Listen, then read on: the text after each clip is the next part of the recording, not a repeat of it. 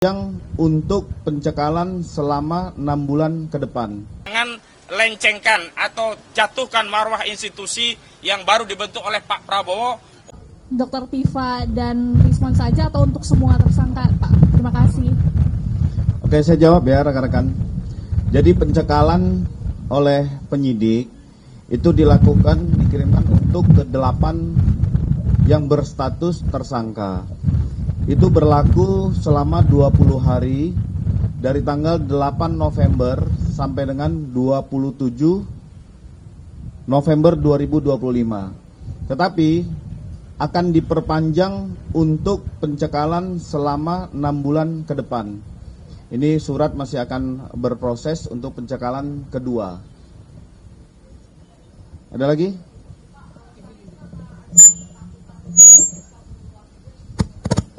Tidak. Proses pencekalan ini adalah untuk mempermudah proses penyidikan yang dilakukan oleh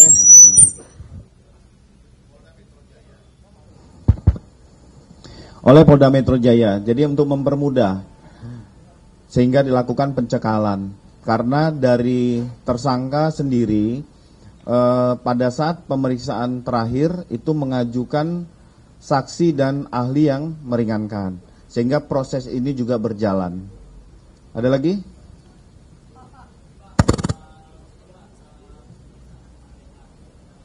Ntar dulu, yang ini dulu. Tentang RS dulu. RS dulu, kita selesaikan satu ya. Dari Roy Suryo ini kan tidak ditahan ya Pak. Ada nggak sih Pak hubungannya sama intervensi politik atau sesuai yang sempat disampaikan dari pihak kepolisian? Terima kasih. Dalam hal ini kepolisian profesional dan independen dalam penanganan kasus tersangka RSCS. Kita menangani perkara berdasarkan laporan polisi yang diterima oleh pihak kepolisian. Termasuk kemarin mungkin rekan-rekan juga menanyakan tentang adanya permohonan gelar perkara khusus. Gelar perkara khusus diajukan oleh tersangka kemarin sekitar tanggal 20 November dan itu merupakan hak dari tersangka dan diatur di dalam Peraturan Kapolri nomor 6 tahun 2019. Dan ini mungkin nanti akan dilaksanakan gelar perkara khusus oleh penyidik. Itu ya, Rosuryo selesai? Ya, saya sih senyum saja ya menjawab adanya statement bahwa kami itu dicekal, ya gitu. Nggak apa-apa, ya toh sudah selesai. Udah pulang dari Sydney, Australia, dan bahan-bahan semuanya sudah komplit untuk pembuatan yang black paper itu. Semuanya sudah komplit, nggak perlu lagi, ya gitu. Kalau ke Singapura nggak usah lah. Singapura kampus abal-abal kayak gitu kok. Hanya kampus ke-46 dari 55 di Singapura dan itu kampus swasta. Ya, jadi nggak perlu lah dia. Dan itu aneh. Aturan KPU ya, jadi PKPU yang nomor 19 tahun 2023 yang tentang ada syarat boleh tidak SMA asal lulus S1 khusus untuk capres dan cawapres itu kan aneh banget. Mana ada anak yang tidak lulus SMA bisa masuk perguruan tinggi kalau perguruan tingginya nggak abal-abal. Jadi sekali lagi saya sih senyum saja menyambut statement bahwa dicekal ya, toh bukan tahanan kota. Jadi hanya tahanan yang tidak boleh keluar dari negara.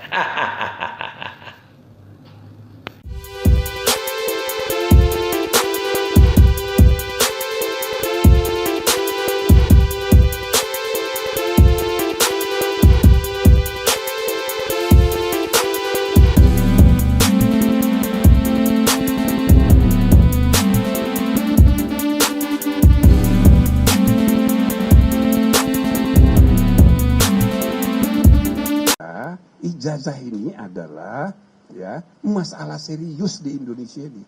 Jadi mudah dipakai untuk alat persaingan politik.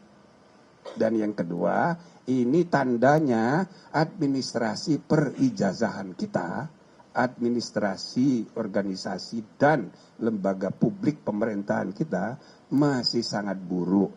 Maka saya tanya kepada teman-teman yang hadir ini termasuk Faisal, Askaba, apa solusinya? Coba dipikirkan. Kita mau bantu, walaupun mereka tidak hadir. Karena ketidakhadiran itu, karena kesepakatan kami harus dihormati. Ya bukan kalau ketemu saya pribadi, ketemu Pak Mahfud, boleh nggak ada masalah. Tapi rapat tadi nggak bisa, kami udah putus gitu loh.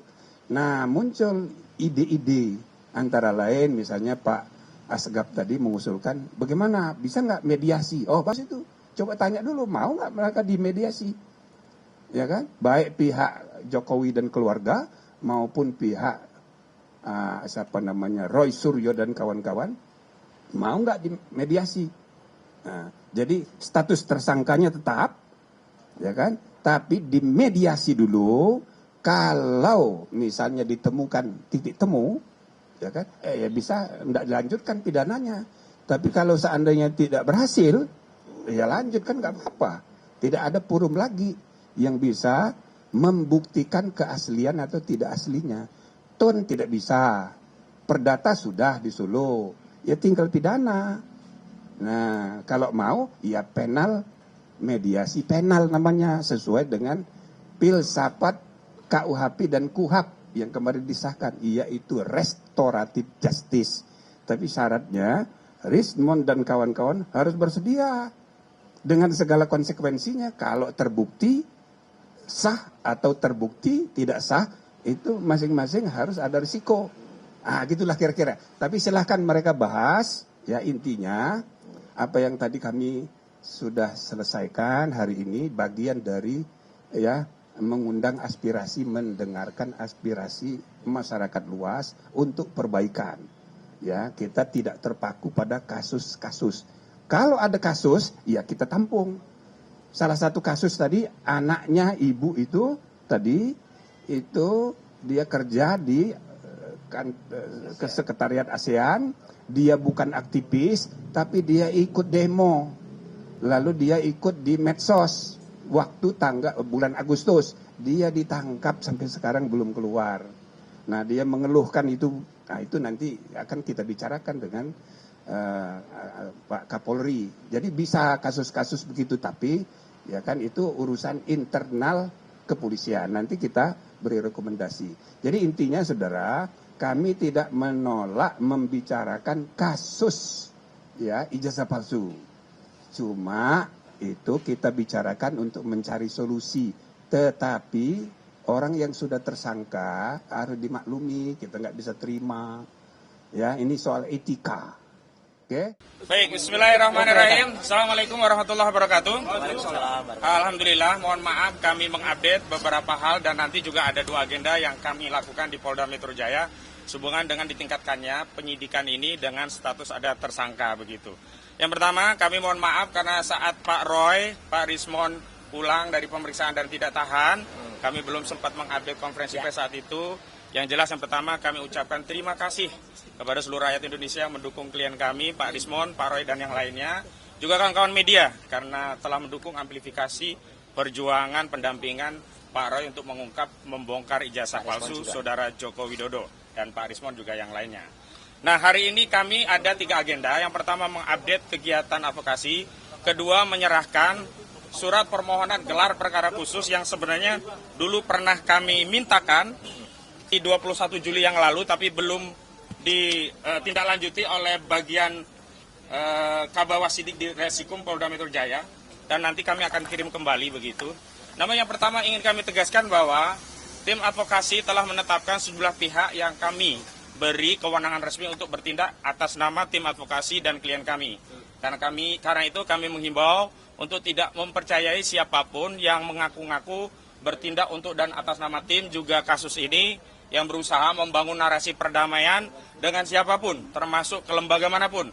Dan sekali lagi tidak ada perdamaian dengan kepalsuan, tidak ada perdamaian dengan kebohongan, tidak ada kepalsuan dengan ketidakjujuran. Sekali lagi, tidak ada kompromi antara al-haq dan al-batil. Sehingga kami tegaskan kepada seluruh rakyat Indonesia, Pak Rismond, Pak Roy, dan yang lainnya, tetap membersamai aspirasi seluruh rakyat Indonesia yang ingin membuka kasus ini sampai tuntas ke akar-akarnya. Jadi kalau ada pihak-pihak yang mengaku punya kepentingan, punya kapasitas, atau mengaku juru bicara atau apapun, termasuk kemarin kami komplain, Saudara Faisal Asgaf yang tiba-tiba bicara tentang perdamaian, juga Prof. Jimli Asidiki, yang bicara tentang mediasi karena ini kasus pidana, bukan kasus perdata. Kemarin waktu saat kasus perdata Saudara Joko Widodo berulang kali dimediasi justru tidak pernah hadir. Hari ini di kasus pidana yang Saudara Joko Widodo sendiri melaporkan, maka Saudara Joko Widodo harus masuk ke pengadilan. Jadi jangan kemudian membangun narasi untuk mediasi di kasus pidana. Dan kepada tim reformasi Polri, khususnya Komisi Reformasi Polri, semestinya fokus ngurusi institusi Polri. Baik mengawasi tentang kinerja, kebijakan, anggaran, SDM, institusional, bukan sibuk ngurusi ijazah Jokowi. Dan salah satu legasi institusi Polri yang perlu dikoreksi adalah gemar melakukan kriminalisasi. Dan karena kriminalisasi itulah hari ini klien kami Pak Roy Suryo dan kawan-kawan menjadi statusnya menjadi tersangka begitu. Jadi sekali lagi jangan lencengkan atau jatuhkan marwah institusi yang baru dibentuk oleh Pak Prabowo untuk mendamaikan ijazah palsu. Sekali ijazah itu diprotes oleh rakyat tidak boleh dihentikan di tengah jalan karena ini harus dituntaskan di era kita, tidak boleh kita wariskan kepada generasi selanjutnya. Yang kedua, terkait gelar perkara khusus, kami sudah mengirim gelar perkara khusus di bagian Wasidik di Polda Metro Jaya 21 Juli yang lalu. Namun sampai hari ini tidak pernah ditindaklanjuti dan kemarin dari penyidik kami disonding untuk menindaklanjuti dan hari ini kami juga akan kembali mengirimkan permohonan gelar perkara khusus yang hari ini kami serahkan kembali ke Biro Wasidik. Dan sebenarnya ini juga sudah kami persoalkan karena dulu sudah ada gelar perkara khusus di Barreskrim ketika penyelidikan itu dihentikan, tetapi kenapa saat di Polda penyelidikan itu ditingkatkan menjadi penyidikan, saat itu tidak dilakukan gelar perkara khusus. Dan dalam sebuah diskusi media bersama kuasa hukum Saudara Joko Widodo, Bung Firmanto Laksana di Kompas TV saat itu juga menyampaikan tidak perlu gelar perkara khusus lah di tingkat ini nanti kalau sudah penyidikan. Dan hari ini sudah penyidikan sehingga tidak ada alasan bagi institusi Polri, apalagi di tengah wacana ya perbaikan kinerja institusi Polri untuk tidak melakukan gelar perkara khusus sebagaimana sudah dilakukan oleh Mabes Polri pada Dumas yang dilakukan oleh TPUA. Dan terakhir berkaitan dengan apa yang kemarin disampaikan oleh Polda bahwa salah satu sebab tidak ditahannya klien kami karena kami mengajukan sejumlah saksi dan ahli.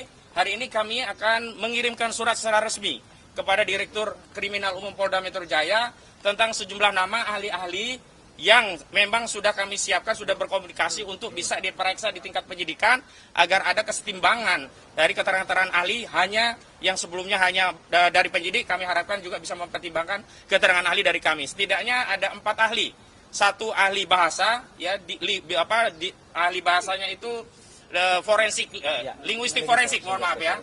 Kemudian ada ahli pidana, kemudian juga ada ahli ITE. Untuk linguistik forensiknya kami sudah siapkan nama-nama dan nanti akan kami sonding dan kami sudah meminta agar pemanggilannya melalui kami dengan waktu yang cukup agar nanti kami juga bisa menghubungi ahli-ahli kami. Kenapa demikian? Karena kami juga butuh mendapat persetujuan dari institusi masing-masing karena ahli ini adalah bersatu ASN begitu. Selanjutnya kami juga menyampaikan 11 saksi yang meringankan di tahap penyidikan. Terlepas kami juga nanti akan menghadirkan lagi di tingkat persidangan. Jadi di penyidikan dengan di persidangan kami bedakan. Di penyidikan kami setorkan ke pihak penyidik, di persidangan kami akan persiapkan tambahannya nanti di persidangan. Selanjutnya kami ingin tegaskan di kasus ini ya, peran yang membuat klien kami tidak ditahan adalah dukungan dan doa seluruh rakyat Indonesia. Jadi jangan percaya kalau ada pihak-pihak yang mengaku-ngaku merasa punya peran sehingga klien kami tidak ditahan. Apalagi mengaku-ngaku punya kapasitas untuk menyelesaikan persoalan ini dengan perdamaian-perdamaian. Ingat justru sejak awal Jokowi tidak pernah mau damai dan hari ini kalau kami mengambil perdamaian itu sama saja kami melakukan deklarasi pengkhianatan terhadap seluruh rakyat Indonesia dan itu tidak mungkin dilakukan terutama oleh Pak Roy dan Pak Rismon yang selama ini sudah meyakinkan kita 99% ijazah itu palsu, 11.000 triliun ijazah itu palsu dan seluruh rakyat sudah ikut meyakini keyakinan dari Pak Roy dan Pak Rismon. Karena itu mohon doa dukungannya, kami akan tetap istiqomah konsisten untuk berjuang untuk membersihkan legasi bangsa Indonesia dari dugaan pernah dipimpin oleh seorang presiden berijazah palsu. Nah, dalam kesempatan hari ini karena klien prinsipal juga kami ada, kami mohon tanggapannya pertama dari Pak Roy, yang kedua dari Pak Rismon. Silakan Pak Roy.